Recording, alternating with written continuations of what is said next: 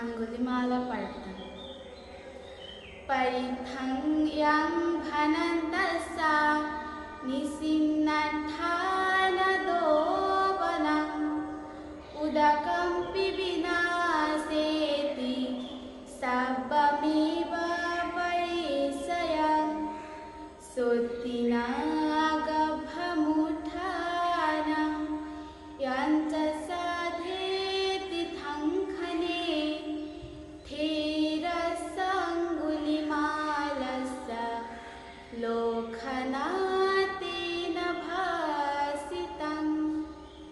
कपटायं महातेजं परितं तं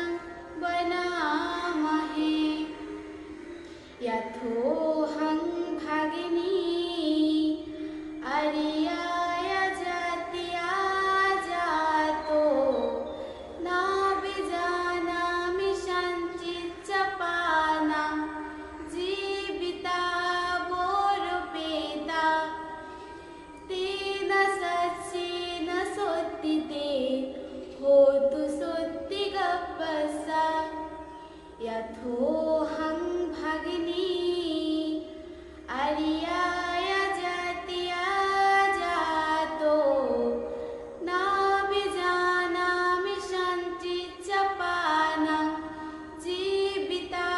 वोरुपेता तेन सच्चेन सोत्तिते होतु सोत्तिगप्पसा